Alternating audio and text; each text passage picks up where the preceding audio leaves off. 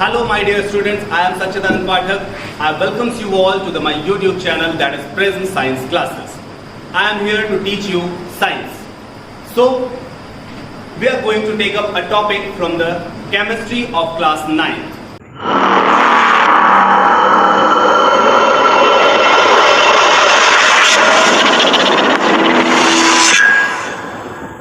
Prism Science Classes. Optimize your strength through knowledge. Please subscribe the channel, press the bell icon, like, comment and share the video. So my dear students, I have prepared set of slides related to the topic for better understanding. Here I am going to explain the topics using slides for few minutes. Afterwards, I will resume the teaching on board. So the students, our topic is matter in our surroundings. This is the first chapter of chemistry of class 9th. Okay, so before starting the topic, we need to know the basic fundamentals of the chemistry. So let's start with the basic fundamentals of chemistry. So chemistry. What is chemistry? Chemistry is the study of matter, of their compositions, their reactions as well as their utilizations. So what does this composition of matter means? Let's take an example. So as you can see here, H2O. H2O. It is the chemical formula of the water. Yes. So what are the ingredients used to make the water? Let's see. We need the hydrogen and oxygen.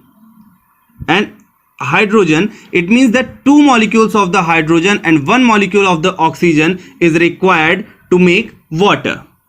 Okay, these two ingredients are mixed up together to make the water. So we can say composition of a matter is the part of ingredients which are mixed up together to form something or matter. Okay, so next is reaction. What are the reactions? As for the example, H2O, H2 plus O, H2 plus O. What you can see here? Here two ingredients are used. These two are mixed up together, and after mixing they give a new matter, that is the H2O. It means the water. Okay, so we can say reaction is a process where reactants are transformed into the products. Okay, so these H2 and O is the reactant. Is it clear? Okay, now utilization. What are the utilizations of the H2O? There are the many utilizations of the water in our daily life. As for the example, for drinking, for bathing, we use water. Okay, so we can say that chemistry is the study of matter, of their composition, their reaction as well as their utilizations. Okay, after that a question must be arise in your mind that who is the father of modern chemistry? So the answer will be Antony Lavoisier. Antony Lavoisier is the father of the modern chemistry. Okay, now the branches of the chemistry. What are the branches of the chemistry? There are basically three branches of the chemistry. First one is the physical chemistry, second one is the inorganic chemistry, and third one is the organic chemistry. In the physical chemistry, we are going to study about the principles of chemical reactions or the laws of the chemical reactions. Okay, and in the inorganic chemistry, we are going to study about the elements. As for the example, hydrogen, helium, lithium, beryllium, boron, carbon, nitrogen, oxygen, fluorine. These all are the elements which we are going to study in the inorganic chemistry. And in the organic chemistry, we are going to study about the organic compounds. Okay, so these all are the basic fundamentals of the chemistry. Is it clear? So before starting the topic, let's see what the topics we are going to cover in this video. Okay, so here the list of topics are given. First is introduction. First of all, we are going to cover the introduction. After that, physical nature of the matter. and at the third we are going to cover the activity related to the particulate nature of matter, and after that we are going to cover the theory of molecular structure of matter, and at last we are going to cover that the physical classification of the matter. So these all are the topics which we are going to cover in this video. Okay, so let's start with the introduction. As you all can see, my students, that there are the large number of the things which are present around us, which we can touch it, which we can see it, which we can feel it. Okay, so as for the example, you have a mobile phone in your hand, and if you put that mobile phone anywhere, then it occupies some space, and the space occupied by that mobile is known as its volume. And if you pick up that mobile phone from that place where you kept that, you feel some weight of that mobile. Is it clear? So the weight you feel, so we can conclude that that mobile have some mass also, but we cannot see the air present around us. But when we fill that air into the balloon, then we can see that the air occupies some space. How can we see? Because the air which is filled into the balloon, that was bounded with the balloon, and we can see that the balloon occupies some space also. Okay, when it is kept anywhere else, then it occupies some space, and because of that air which is present in that, and when we weight it, then we see that it also have some certain mass. And we can say any object which were present anywhere that offers some resistance. How can we explain that anything which is present here or there that offers some resistance? Because suppose if I have this marker and I have put it into my hand, okay, what will you see? अगर हमको इसको उठाना होगा तो हम क्या feel करेंगे? हमें इसके ऊपर कुछ ना कुछ फोर्स लगाना पड़ रहा होगा, तभी तो इसको उठा सकते हैं, अदरवाइज इसको उठाने में मुझे प्रॉब्लम होगी. क्यों? क्योंकि जो एयर इसके आसपास मौजूद है वो क्या कर रही है? इसके ऊपर प्रेशर लगा रही है, और जब हम इसको उठाएंगे तो इसके ऊपर मुझे कुछ ना कुछ फोर्स एग्जर्ट करना पड़ेगा, और तब इसको हम उठा करके एक जगह से दूसरी जगह पे रख पाएंगे. तो हम कह सकते हैं कि मैटर क्या होता है कि matter is anything that occupies space, यानी कि मैटर है, हमने उठा के रखा है, इसने कुछ स्पेस ऑक्यूपाई कर लिया, एंड हैज मास, यानी कि इसके पास जब इसको हमने उठाया तो हमने कुछ मास फील किया, यानी कुछ वेट फील किया, हम कह सकते हैं कि इसके पास कुछ इसका मास भी है. एंड ऑफर्स रेजिस्टेंस, और क्यों? क्योंकि इसको उठाने में मुझे कुछ ताकत का इस्तेमाल करना पड़ रहा है, कुछ हमें इसके ऊपर फोर्स लगाना पड़ रहा है, इसलिए क्या हो गया, ये ऑफर रेजिस्टेंस, ये रेजिस्टेंस को ऑफर यानी कि प्रतिरोध कर रहा है यहां से उठ के जाने के लिए. तो हम कह सकते हैं कि matter is the anything which occupies the space and has some mass and offers some resistance is known as the matter. I hope you all will have understood it very carefully. As you can see here, I have a cane, Coca-Cola cane, and अगर इसको हम उठा करके कहीं पे भी रखते हैं तो क्या करेगा?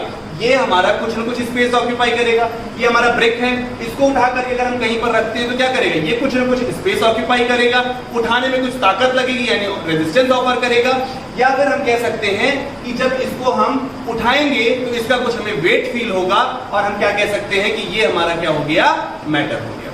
तो मैटर होने की कंडीशन ये है कि उसके पास वो स्पेस ऑक्यूपाई करना चाहिए और उसके पास उसका कुछ न कुछ मास होना चाहिए, तब हम उसको क्या कहते हैं? मैटर कहते हैं. Okay, so matter is anything which occupies space, has certain mass, and as well as offers some resistance is known as the matter. Okay, now a word came, substance. What is substance? There is a question arises in your mind that what this substance means. क्या होता है ये substance? इसके लिए मैं example लेता हूं. If आप क्या करोगे? Take a beaker. Okay, take a glass and fill it with the 3/4 of the water. उसको आप 3/4 पानी आप उसमें भर लो. उसके बाद आप क्या करो? Take 1 spoon of sugar and add it into the water and stir it very carefully. And at a time, at a stage, you see that all the sugar will disappear into the water. Okay, and you cannot separate that sugar and water which are dissolved in each other. You cannot separate them both. Okay आप उनको अलग अलग नहीं कर सकते हो किसी भी फिजिकल प्रोसेस से, बट केमिकल प्रोसेस अगर आप करना चाहो, यानी कि आप उसको बाय इवेपोरेशन मेथड अगर आप करना चाहो तो आप उसको कर सकते हो। बट आप उसको सोचो कि मैं उसमें हाथ डाल करके फिर चीनी अलग निकाल लूं, पानी अलग कर दूं, ऐसा पॉसिबल नहीं। तो सब्सटेंस हम ये कह सकते हैं कि substance is a kind of matter that can not be separated by any physical process in any other kind of matter, that is the substance. तो सब्सटेंस क्या होता है कि किसी भी चीज को, मतलब कोई भी एक ऐसा मैटर जिसको हम किसी और मैटर में तोड़ नहीं सकते बिना किसी, मतलब कि किसी फिजिकल प्रोसेस को अप्लाई करके, वो क्या होता है, सब्सटेंस होता है। ओके उसके बाद क्या हुआ, जब मैटर के बारे में बात होने लगी तो ancient scientist will come and they told them कि जो भी मैटर होते हैं, the matter which were present around us, that is made up of the 5 basic elements. What are they? They are the air, fire, earth, water and sky. But क्या हुआ कुछ ही दिन बाद कि जो मॉडर्न साइंटिस्ट आए, मॉडर्न साइंटिस्ट ने कहा कि नहीं, ये सिर्फ 5 बेसिक एलिमेंट से बना हुआ नहीं, ये कैसे है, ये हमारा बहुत सारी चीजें इसमें हैं, ये एटम से मिलकर के बनता है, एटम्स जो होते हैं वो मॉलिक्यूल्स बनाते हैं, मॉलिक्यूल्स जो होते हैं वो मैटर बनाते हैं। तो ये सब चीजों के मतलब कि बहुत सारी, जब हम मॉडर्न साइंस में हम घुसे, मॉडर्न साइंस को हम देखने लग गए, तो हमें पता चला कि matter is classified into two classifications, that is the physical classification and chemical classification. And physical classification, it means that in which we study about the physical composition of any matter. And chemical classification क्या है कि chemical classification in which the matter is totally based on the composition of the chemical process. Okay, so but we are here in this chapter, we are only going to study about the physical classification, and chemical classification we are going to study in our next chapter. Okay, so let's see the physical nature of the matter. What is the physical nature of this matter? Matter is made up of particles. Matter क्या होते हैं? Matter is made up of particles, यानी कि छोटे छोटे particle से मिलकर के मैटर बना हुआ होता है। Everything around us is made up of many tiny pieces or particles, यानी हमारे आसपास में जितनी भी चीजें हैं, whatever is things were present around us, that is made up of the teeny particles, teeny small pieces, that is small particles. Okay. The second one is particles which make up the matter are constantly moving, यानी कि जो matter बने हुए, जिस भी चीज से matter, जिस भी पार्टिकल से मैटर बना हुआ होता है, वो क्या होता है, वो आपका कॉन्स्टेंटली मूव करता रहता है। Is it clear? Third one is particles which make up matter are atoms और मॉलिक्यूल्स, यानी कि जो भी पार्टिकल्स मैटर को बनाते हैं वो कौन होते हैं, एटम्स होते हैं या फिर मॉलिक्यूल्स होते हैं। ओके, और let's see here, if we want to know more about the matter, we need to do some activity. Let's do some activities. First activity, that it shows that matter is made up of small particles. What will you need to do? क्या करना होगा आपको इस activity में? You need to take 2 or 3 crystals of the potassium permanganate, small crystals of the potassium permanganate. The formula for the potassium permanganate is the KMnO4. Okay, and dissolve that potassium crystals into the 100 ml of the clean water, यानी साफ पानी ले लो, उसमें आप क्या करो कि वो 2-3 क्रिस्टल्स को उठा करके उसमें डाल दो और उसको क्या कर दो, उसमें घोल दो, मिला दो, आप उसको स्टर कर दो। उसके बाद क्या होगा, इन विच पोटेशियम परमैंगनेट क्या है, एक सॉलिड क्रिस्टल होगा और पानी तो लिक्विड है, ये सबको पता होता है। उसके बाद हम क्या करेंगे कि जब उसमें हम उसको घोल देंगे तो हम क्या करेंगे, we need to take 10 ml from that solution which becomes as like a purple color. Okay, after stirring into the 100 ml of the clean water, that potassium permanganate, we found that the solution becomes in the purple color. Okay, take 10 ml from this solution and again mix it into the clean water of the 100 ml. Then you can see here the color of that clean water also changes. Again take 10 ml from this solution and add it into the another clean water of 100 ml and you see that the color will be changed. Okay, तो ऐसा करते time आप कम से कम इसको 5 से 8 बार करो।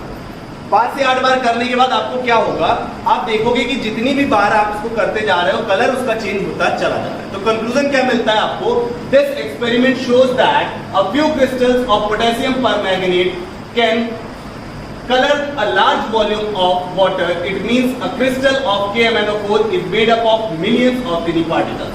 They keep dividing themselves into smaller and smaller particles.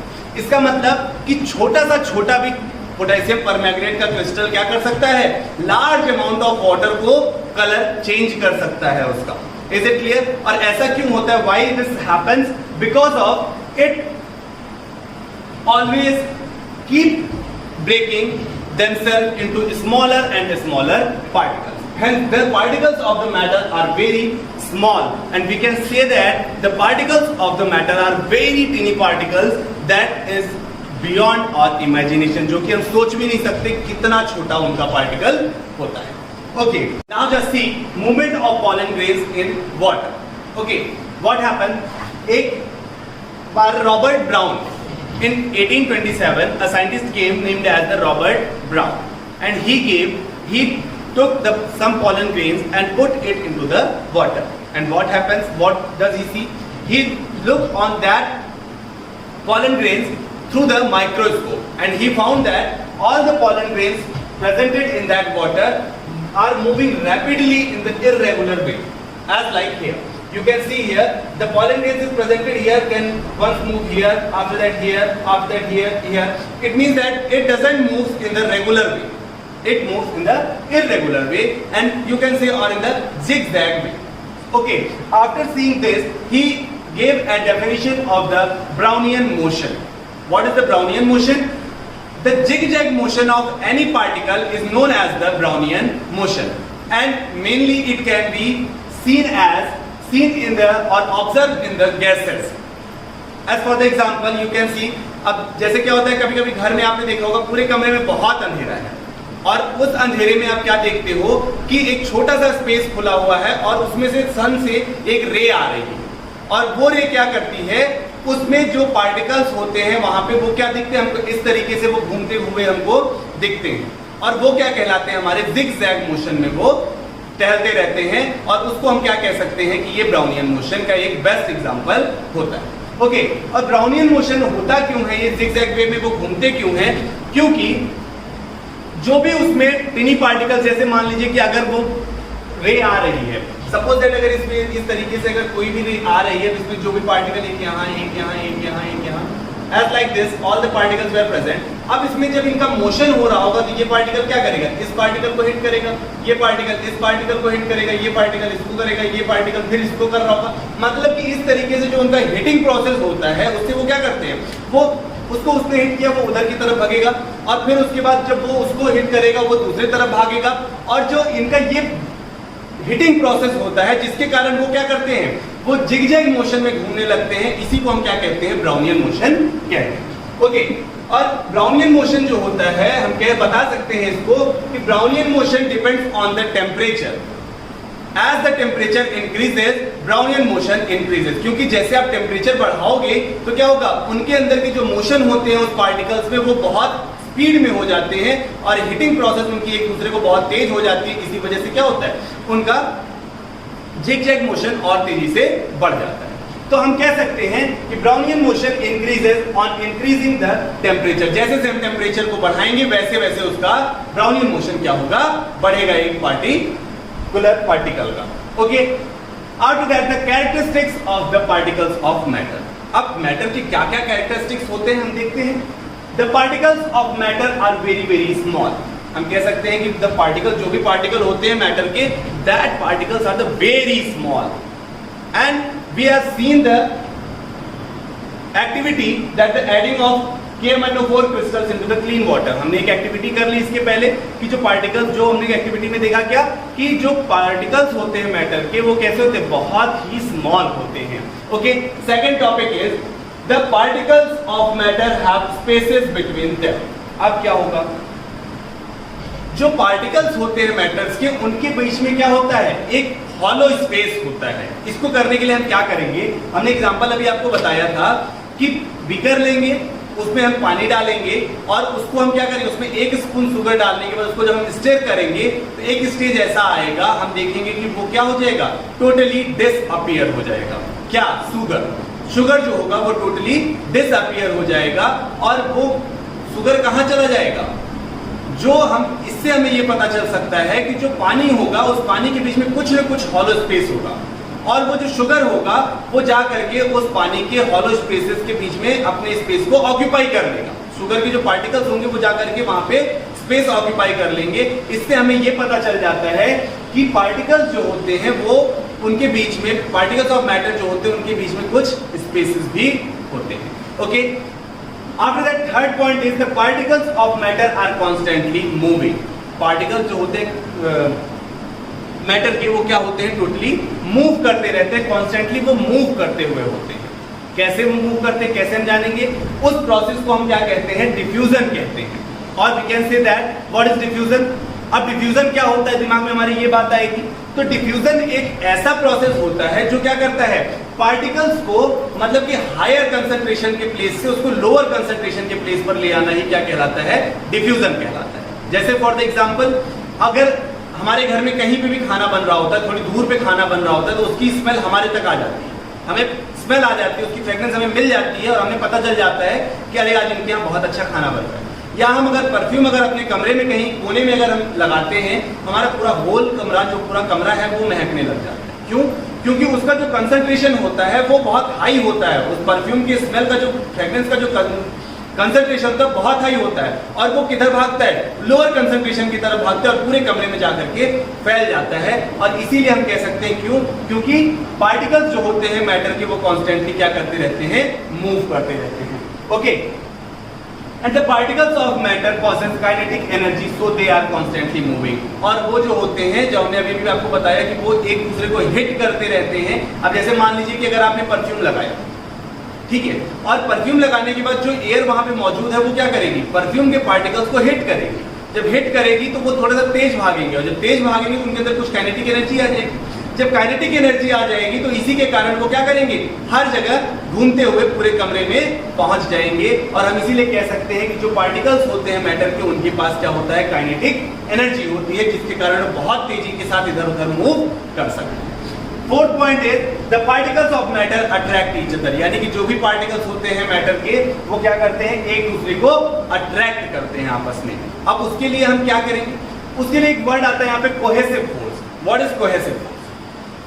The force of attraction between the particles of same substance is called the cohesive force। यानी कि जो भी मैटर के जो भी पार्टिकल्स होते हैं, ओके, उस मैटर के जो भी पार्टिकल्स होते हैं वो उन दोनों के बीच में, मतलब लेकिन वो पार्टिकल्स कैसे होने चाहिए, सेम सब्सटेंस के पार्टिकल्स होने चाहिए, और उनके बीच में जो फोर्स लगता है उसी को क्या कहते हैं, कोहेसिव फोर्स कहते हैं।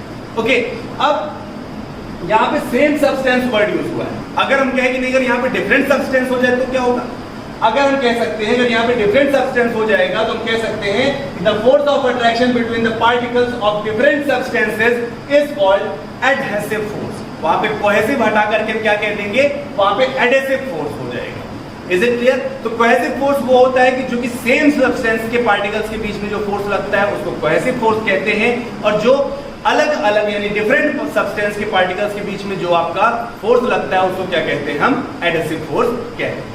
For the example we can see here, we can take a piece of chalk, a cube of ice and iron nail and beat them with a hammer. Chalk will easily break into smaller pieces, but more force will be required to break ice cube and iron ball. यानी कि हम क्या कह सकते हैं, if we take a chalk piece and if we want to break that chalk piece, then what we feel? We can break it easily. But if you take a ice cube or iron nail, you can break the ice cube easily, but difficult than chalk piece, but easier than iron nail. But if you take an iron nail, और iron nail को अगर आपको तोड़ना हो तो क्या होगा, iron nail को आपको तोड़ने के लिए आपको उस पर ज्यादा फोर्स अप्लाई करना पड़ेगा। Is it clear? उस पर आपको ज्यादा फोर्स अप्लाई करना पड़ेगा। वो क्यों होगा, देखते हैं रीजन क्या होता है उसके पीछे। The reason for this is that force of attraction is quite weak in chalk piece, but force of attraction in between the particles of ice cube is bit stronger, while force of attraction between the particles of iron is very very strong। हम कह सकते हैं कि chalk piece के बीच में जो हमारा force of attraction होता है वो क्या होता है, बहुत ही वीक होता है in comparison to the ice cube। और ice cube में जो होता है वो थोड़ा सा stronger होता है in comparison to chalk piece, but weak होता है in comparison to iron nail. But iron nail में जो फोर्स ऑफ अट्रैक्शन होता है वो क्या होता है, वो बहुत ही स्ट्रॉन्गर होता है in comparison to chalk piece and iron nail. Okay, now the topic came that is rigid and fluid. Okay, what is this? Rigid means what do you mean by rigid? What do you understand by rigid? Rigid means anything which is unbreakable or unflexible. Okay, unbreakable or unflexible, or we can say that unbending, यानी कि जिसको हम मोड़ नहीं सकते आसानी से, जिसको हम फ्लक्चुएट नहीं कर सकते आसानी से। और a solid is a rigid form of matter so that it maintains its shape when subjected to outside force. और इसीलिए क्या होता है, जैसे कि अगर मेरे पास ये डस्टर है, अब ये रिजिड है, कैसे हमें पता चलेगा? क्योंकि अगर इसके ऊपर हम कोई फोर्स अप्लाई करते हैं तो इसका शेप चेंज नहीं हो जाएगा, इसका जो शेप है ये वही शेप रहेगा। इसके ऊपर हम चाहे जैसे चाहे जितना फोर्स अप्लाई कर लें, तो हम कह सकते हैं कि रिजिड मींस दैट अनबेंडिंग और inflexible. A solid is a rigid form of matter, और जो सॉलिड होता है वो मैटर का रिजिड फॉर्म होता है जो मेंटेन करता है उसके शेप को, और उसके ऊपर अगर फोर्स भी अप्लाई होती है उसके बावजूद भी उसका शेप क्या होता है, वैसे का वैसे ही बना रहता है। Okay, after that fluids. Fluids क्या होते हैं हमारे? Fluids are the substance which have a tendency to flow, जिनके पास टेंडेंसी कैसी होती है, फ्लो करने की। And a liquid is a fluid form of a matter which occupies the shape of a container in which it placed. Okay, and liquids have a well-defined shape, but a gas is fluid form of matter which fills the whole container in which it kept. Fluid हम क्या कह सकते हैं कि जिनके पास flow करने की tendency होती है। फ्लो करने की टेंडेंसी मतलब कि वो आसानी से फ्लो कर सकते हो, जैसे कि गैस हो गया। गैस आप कहीं पे भी रख दो, वो क्या होगा, ऑटोमेटिक वो पूरे कमरे में फैल जाएगा। पानी, अगर आप पानी ले लो, पानी आप कहीं गिराओ तो जिधर की तरफ स्लोप होगा वो उधर की तरफ फ्लो करते हुए भाग जाएगा, ठीक है। या नहीं भी स्लोप होगा तो वो धीरे धीरे क्या होगा, फैलता चला जाएगा। बट अगर एक सॉलिड है, ये आपका सॉलिड है, अगर इस सॉलिड को आप अगर यहाँ मतलब मेरे हाथ पे रख दोगे तो ये यहीं का यहीं पड़ा रहेगा, ये इधर उधर नहीं भागेगा। ओके, तो हम ये कह सकते हैं कि जो लिक्विड होता है हमारा, उसके पास टेंडेंसी होती है फ्लो करने की, लेकिन साथ ही साथ में उसके पास उसका एक वेल डिफाइंड शेप होता है। कब? जब उसको किसी भी कंटेनर में रख दिया जाए और वो उस कंटेनर का शेप ऑटोमेटिक ऑक्यूपाई कर लेता है। ओके, तो हम कह सकते हैं liquid and gases are known as fluids. Okay, now we are going to discuss about the theory of molecular structure of matter. What is this? Let's discuss here. Matter is made up of the particles called molecules. मैंने अभी भी आपको बताया कि the particles by which the matter is made up of, that particle is known as the molecule. And after that they are in a state of continuous motion. हमने अभी भी एक और आपको एक्टिविटी करके बताई थी क्या, कि वो हमेशा कैसे होते हैं, वो continuous motion में होते हैं। क्यों? और उसी के कारण उनके पास क्या होता है, काइनेटिक एनर्जी वो प्रोसेस करते हैं उसके पार्टिकल, जिसके कारण वो इधर उधर मूव कर सकते हैं। और जैसे जैसे टेम्परेचर बढ़ाएंगे वैसे वैसे काइनेटिक एनर्जी क्या हो जाएगी, बढ़ जाएगी। Kinetic energy increases with increase in temperature. मैंने बताया अभी अभी कि जैसे जैसे उसका टेम्परेचर हम बढ़ाएंगे वैसे वैसे काइनेटिक एनर्जी पार्टिकल्स की क्या होगी, बढ़ती चली जाएगी। And kinetic energy is maximum in gases, least in the solid. And you can see that here, as for example, I have this gesture. There is a, अगर हम इसको हिट भी करते हैं तो क्या होगा, क्या ये घूमने लगेगा? नहीं घूमेगा। क्यों? क्योंकि इसके पार्टिकल्स के अंदर काइनेटिक एनर्जी बहुत ही कम है, जबकि गैस अगर है तो गैस में काइनेटिक एनर्जी उसके पार्टिकल्स में बहुत ज्यादा होती है। Okay, The space between the molecules are called intermolecular space. हम कह सकते हैं इसको कि the space which is present in between the molecules, that is known as the intermolecular space, which is maximum in the gases and least in the solids. Okay, the force of that exists between the particles is called intermolecular force. और जो molecules के बीच में the force which exists in between the molecules is known as the intermolecular force. Intermolecular मतलब क्या होता है? Inter मतलब क्या, कि उनके बीच में, molecule मतलब कि molecules के बीच में, intermolecules यानी molecules के बीच में जो force apply होता है उसको हम क्या कहते हैं, intermolecular force कहते हैं। Okay, intermolecular force decreases with decrease in the intermolecular space. और जैसे जैसे उसके बीच में मॉलिक्यूलर स्पेस घटता जाएगा, उनके बीच का जो मॉलिक्यूलर फोर्स है वो क्या हो जाएगा, बढ़ता चला जाएगा। यहाँ पे गलत थोड़ा सा मिस्टेक हो गई है। इंटरमोलिकुलर फोर्स क्या होगा, बढ़ेगा increases with decrease in the intermolecular space. जैसे जैसे intermolecular space घटता जाएगा वैसे वैसे उनका force of attraction क्या हो जाएगा, बढ़ता चला जाएगा. Okay. Now physical classification of the matter. We are going to now discuss about the physical classification of the matter. What are the physical classification of the matter? There are the basically this matter is classified into three categories. That is the solid, liquid, and gas. The matter is basically divided into three types, that is solid, liquid, and gas. Now what is solid? Solid, अगर हम solid की बात करें तो solid में हम देख सकते हैं क्या, यहाँ पे सॉलिड का फिगर बना हुआ, इनके जो मॉलिक्यूल्स हम यहाँ पे देख रहे हैं वो क्या है, आपस में एकदम अटैच्ड है. ठीक है, मॉलिक्यूल्स में क्या है, मॉलिक्यूल्स में देखिए तो इसमें इनके बीच में थोड़ा थोड़ा क्या है, गैप है. ठीक है, एक मॉलिक्यूल दूसरे मॉलिक्यूल से थोड़ा थोड़ा दूरी पे है. गैस के बारे में देखिए तो ये क्या है, हमारे मोशन में है, इधर उधर की तरफ ये घूम रहे हैं. तो सॉलिड, लिक्विड, गैस. अब हम इसके बारे में डिटेल में पढ़ेंगे कि सॉलिड क्या होता है, लिक्विड क्या होता है और गैस क्या होता है. Now we are going to discuss about the properties of the solid. What is the properties? What are the properties of the solid here? Let's see. First one is that they have a fixed shape and volume. As for the example, here brick is placed. Here a picture of brick is shown you that the brick have a fixed shape. उसका एक fixed shape होता है और it have a fixed volume also. Is it clear? Okay. Second one is that they are not compressible. और उसको हम compress नहीं कर सकते. क्या अगर उस ईंटे को अगर हम दबाना चाहे तो क्या उसको compress कर सकते हैं? Not possible. We are not able to compress the solids. They don't need a container to hold them. और उनको आप जैसे ये टेस्टर अगर यहाँ पे इसको यहाँ रख दिए तो यहीं पे ये पड़ा रहेगा, नीचे रख देंगे तो नीचे पड़ा रहेगा. इसको हमें होल्ड करने के लिए हमें कोई कंटेनर की आवश्यकता नहीं पड़ेगी. We don't need any container to hold this solid. They do not flow. और ये क्या होते हैं, फ्लो नहीं होते हैं. पानी की तरीके से इसको हम रख देंगे तो ये ऑटोमेटिक भागने नहीं लगेगा. जहां हम इसको रखेंगे वहां पे ये आसानी से पड़ा है. Their diffusion tendency is nil. यानी कि ये एक दूसरे से आसानी से मिल नहीं सकते, ये एक दूसरे से इंटरमिक्स नहीं हो सकते.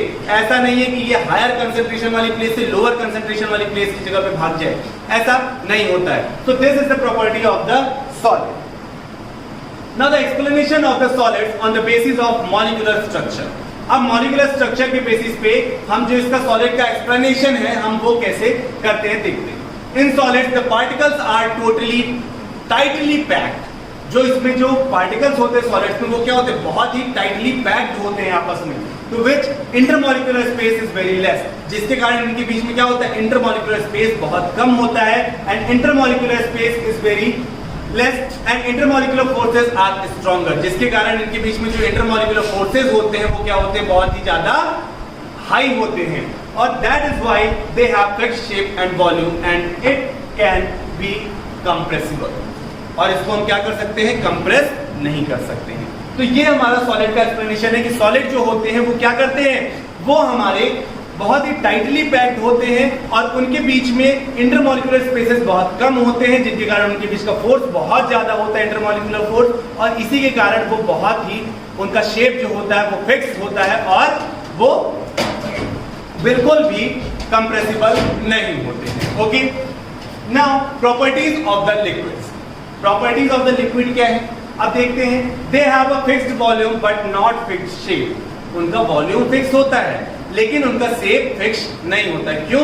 क्योंकि जिस भी कंटेनर में हम उसको डालेंगे ये उसी कंटेनर का क्या कर लेते हैं, शेप ऑक्यूपाई कर लेते हैं.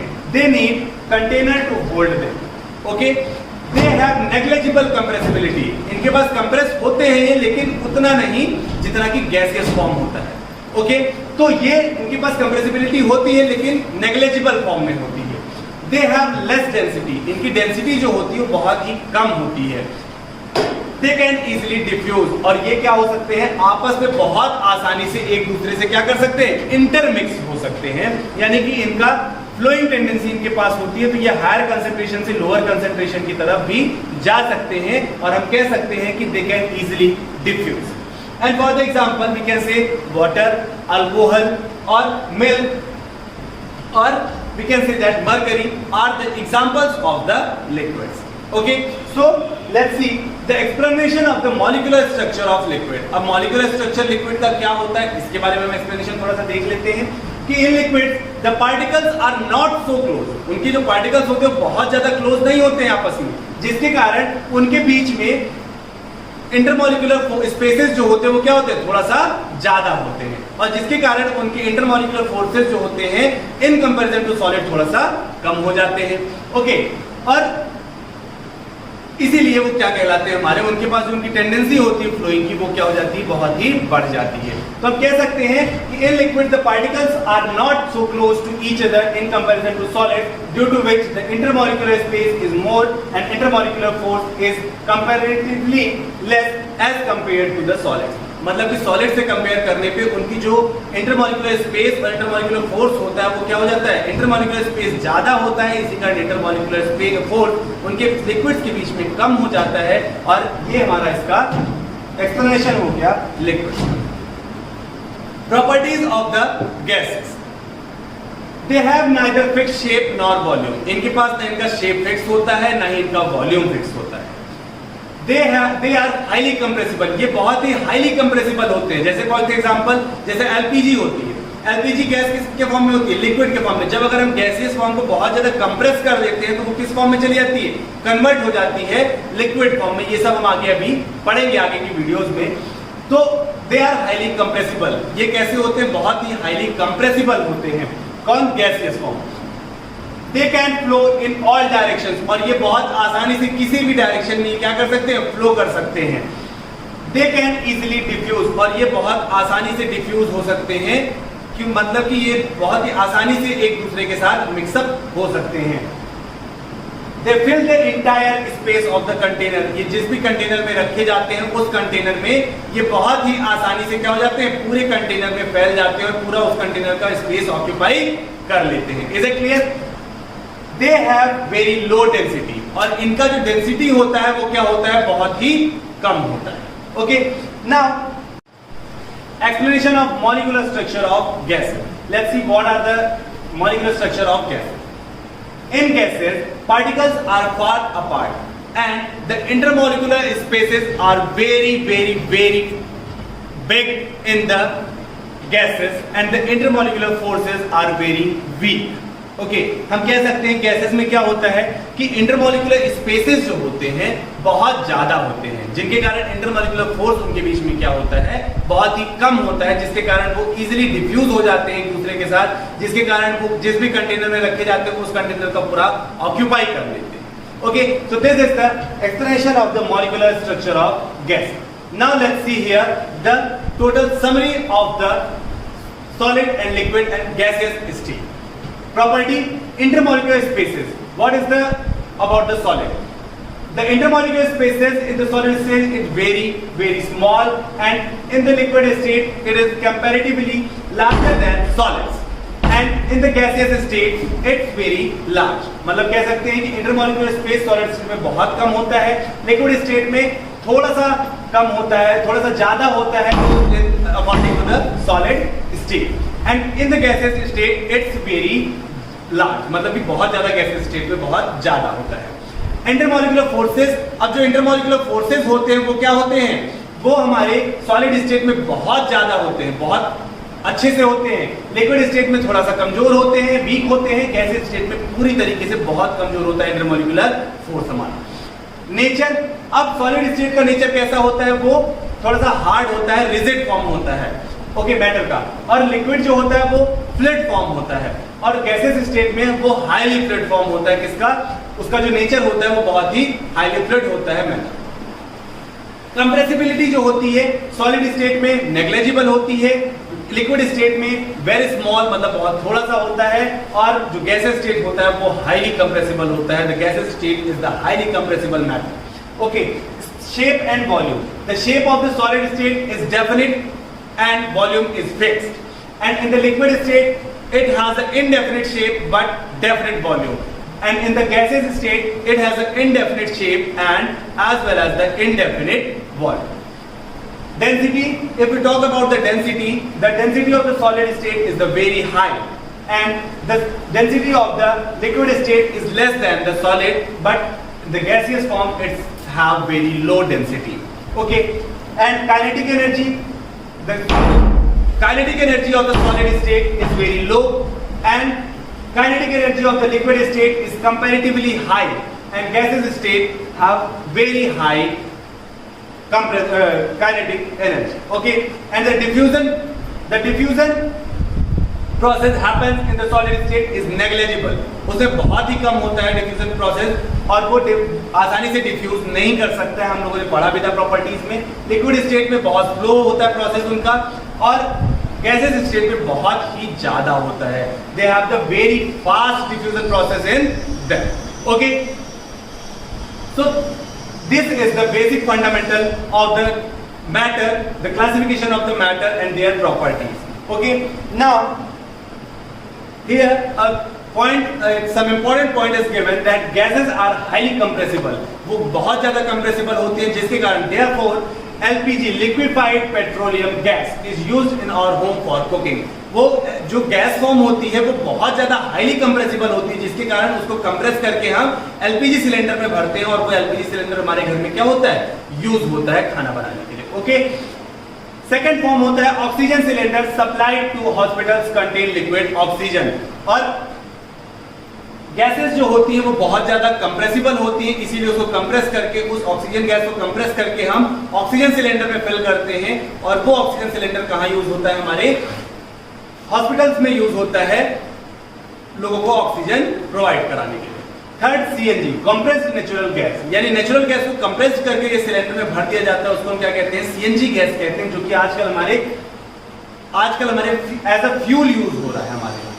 Okay, so these all are the properties due to the gases are highly compressible. ये गैसेस जो होती है बहुत ज्यादा कंप्रेसिबल होती है, जिसके कारण ये सारी चीजें आज हम यूज कर पाते हैं. So gaseous particle move randomly at high speed and hit each other, and also walls of the container so exert pressures. Okay, मतलब कि बहुत ज्यादा तेज वो मूव करती रहती है, रैंडमली मूव करते रहते हैं, इसीलिए वो क्या करते हैं, वो वॉल्स ऑफ द कंटेनर को भी वो हिट करते हैं, जिसके कारण वो इधर उधर बहुत तेज मूव करते हैं, और वो प्रेशर को भी एक्सर्ट करते हैं. Okay, so this is the question of the day in which you have to answer this question in your comment box, that what is the difference between cohesive and adhesive force.